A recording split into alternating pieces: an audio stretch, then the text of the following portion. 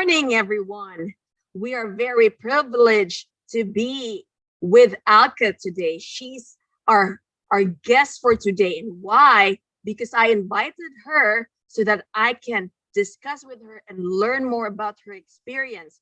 As you are well aware, she's my co-host in the Alka and Ria show, and she's also the host of Ask the Experts by Alka Sharma.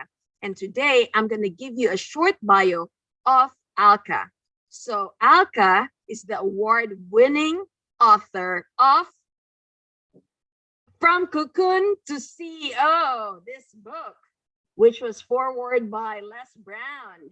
So if you can see this, she actually wrote this book, From Cocoon to CEO. And she is Latin and ballroom dancer, and over the years has won many awards. She's the host, like I said, of Ask the Experts by Alka Sharma. And she also had the privilege of being invited to the TedTalk Atlanta. So Alka, welcome to our Alka and Ria show. Thank you, Ria, and thank you. So amazing to be on, to be here with you this morning.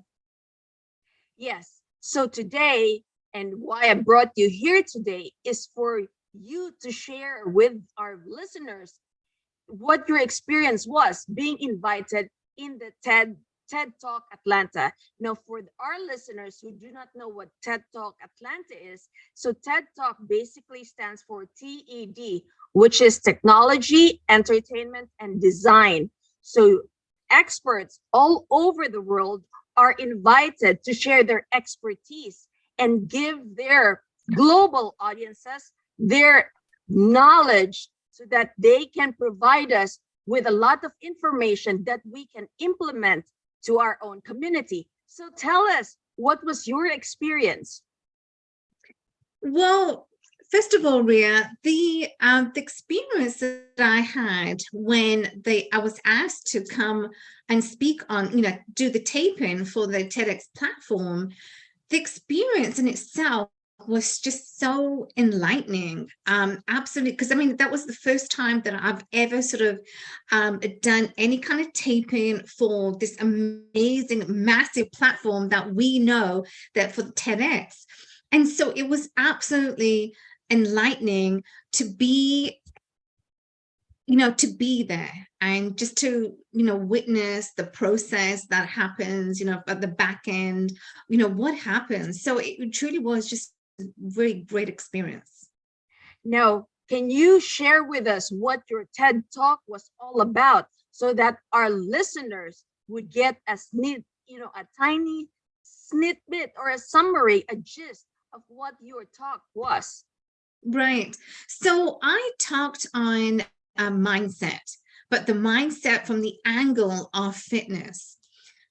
And so, they asked me, okay, well, do you need any kind of, preparation? And for me, I didn't need any preparation because I had prepared, long before I was asked to go ahead and do the taping in Atlanta. So it was on mindset but the angle of fitness. And, that truly inspires me because I've been an owner of a fitness studio here in Toronto for the past 6 years. So I know what it takes when it comes to fitness, it's all about your mindset. But that mindset goes with any walk of life, even as a real estate investor and agent. It doesn't matter what endeavor you get into, mindset is your biggest tool that we have to really encompass and really thrive in any industry that we're at. So that was my niche. That's what I talked about, fitness, because that truly empowers me and I'm truly passionate about fitness. Now share with the viewers 1 or 2 tips for fitness mindset. Absolutely. So if you're looking to getting into fitness, and you're thinking, okay, well, I don't have time, I don't think I can do this. What I really talked about, and there were two things that really makes a huge difference in terms of our behaviors. So when I talk about your mindset, and there are actually three things: your thoughts, your feelings, and your actions. And they are all compassed when it comes to your paradigms. And your paradigms limit us to what we know we should be doing, but we don't do that. So what I really talked and I shared my talk on was the two main things. And number one was your prefrontal cortex. And your prefrontal cortex is behind your forehead. And your prefrontal cortex is responsible for your long-term memory, decision-making, and focus. So this is so important that we know we want to go to the gym, but then, and what really is interesting is that people sign up for the gym membership. Okay, they pay for the gym membership, and yet they don't show up. Why is that? That is so interesting. Why people don't show up? Is that because it's their behaviors, it's the action, it's your paradigms. And your paradigms oftentimes, I've spoken about this on our show, Ria, is that your paradigms limit us, is your limiting beliefs. We know we've got to go to the gym. We know we want to get fit. We know we want to empower ourselves to the body we want to get. We know we want to empower ourselves to how we want to look like physically. But then why we don't take those actions is because of our paradigms. They come into play. The moment we want to achieve that success, the moment we've gotten that success, your paradigm saying, oh no, I don't think you want to go to the gym today. And so, you know what, we don't do it. So then people, they sign up for the gym membership every year. And I know I was doing this myself. I'm guilty too. I was guilty too. But I would sign up for the gym membership, and yet I would not go because my paradigms were stopping me. And that's what happens. And this is what I shared in my talk, is your prefrontal cortex, which is behind your forehead, is responsible for your long-term memory, for your focus and, decision making. So how many of you want to improve your long-term memory? How many of you want to improve decision making? And how many of you want to improve your long-term focus? Right? All of exactly. Us. I want all those. 10 of us, all of us want to improve. And this is the main gist that I shared on my talk. So how do we change the behavior? What are the hacks that you can share? Because I'm guilty of it. Do we need, motivation can only get us going, but we need discipline to grow, motivation, right? Exactly. I mean, motivation, yeah, we need to motivate ourselves. Like, I had to motivate myself, and I thought, oh, wait a minute, you know what? The moment you feel that you're slacking off, and as I said, I was that person. I would say, okay, I signed up for the gym membership. And then, we slack off, we think, okay, well, we don't need to go today. Oh, I'm busy today. Any kind of excuse that kind of falls into place, we will bring those excuses to the table, only to prevent ourselves from not going to the gym for the one thing that matters the most to us, because your health is your wealth. There's no wealth without, compromising your health. And why would we want to compromise on our health? And so, Ria, that's why it's really fascinating to me being in the gym, in the fitness industry, is that, I've seen it even with my clients. My clients, they signed up for their membership. Mm-hmm. And oftentimes, most of my clients, they would never show up.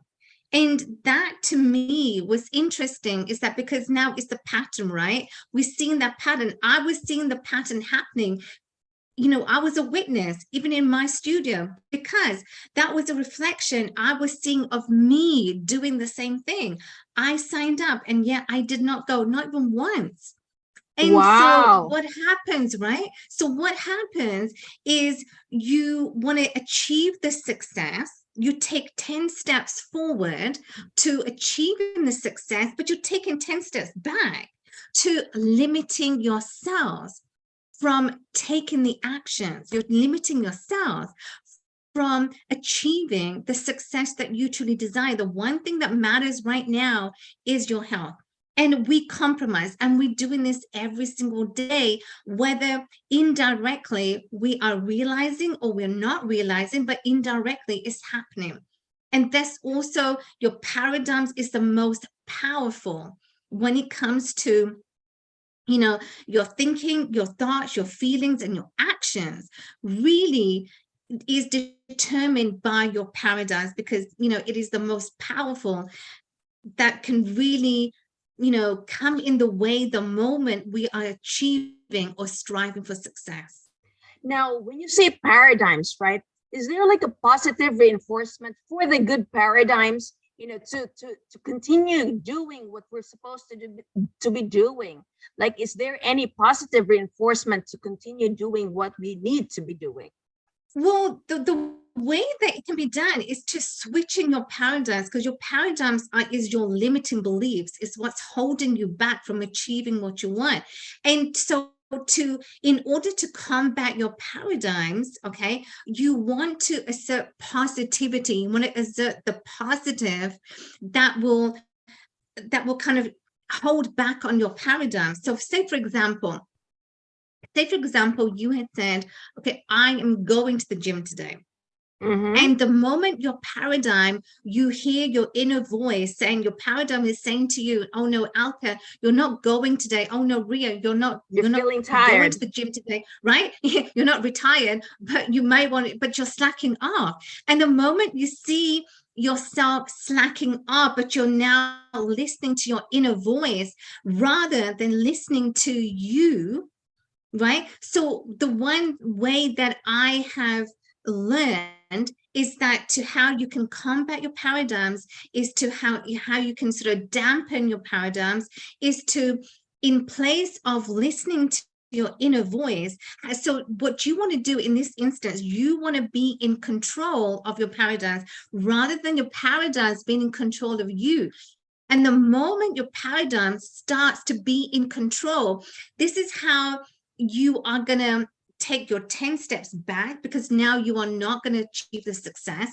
And so to achieve the success, pretty simply, is that you have to 100% listen to you. You want to be in control. You want to be in command of you. So if you want to go to the gym, you will say, no, wait a minute, I'm not listening to what is happening, who was saying that voice, who was talking to me. I'm not listening, because I am going to the gym, because I know that my health is more important. I do not want to compromise on my health.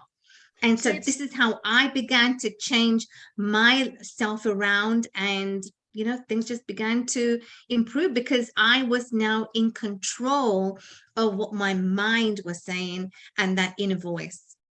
So it sounds like paradigms are limiting beliefs. Right. Now, in order to I guess dampen, like you said, the voices that say, oh, I'm tired, oh, I'll do that tomorrow, is to shut those off and listen to you. You have to push yourself, because I guess you always have to look at your goal. I want to be healthy. It sounds like we must have to have a bigger why, so that we can continue pushing, doing those difficult things. Well, it's having absolutely. I mean, having the bigger why, does help. Knowing that your health is more important at that point. And when you know your health is important, you will do what it's going to take to go to the gym. You will do to get fit. You will do and pay attention, because at that moment, your health, you don't want to compromise, because because of the longevity of your health, for long-term longevity, prolonged life that we want to have. Then in that way, when we look at it that way, that is the bigger why. And so when your bigger why is the longevity, the prolonged life that we want to have, the good health that we want to have every single day of our lives, then we are going to do whatever it takes. But also, Ria, is having the priority. If your priority is your health, then absolutely 110%, without a shadow of a doubt, you are going to make your way to the gym. If your priority is not your health, then of course that is going to be a different matter. Then of course, you're not going to go to the gym, but it is the priorities that we have. And so in my talk, it was all about the mindset and how your mindset is the most powerful tool that we have to really shape our lives. And how you can shape your lives is pretty much comes down to your paradigms, because your paradigms are controlling you on your every step of your life, every single step of the day, every single way. And so your paradigms, the only way we can shift and combat is, and how we can eradicate, is to be in control and command the paradigms and not the other way around. I guess that's where we practice meditation, right? To be able to control. Well, meditation in a way, I mean, when we talk about the tools, when you want to have that clear mindset and the one download, I mean, meditation is a tool. Meditation is a tool to really to declutter your mind. Meditation really helps to health wise is very good. And I meditate because it's just a really fantastic tool. But meditation alone, when it comes to mindset, meditation is not the only way. I mean, the main way when we talk about the mindset and how important and how powerful it really is to really be in charge and really be in control. Because paradigms, pretty much what it really is your habitual behaviors over a period of time.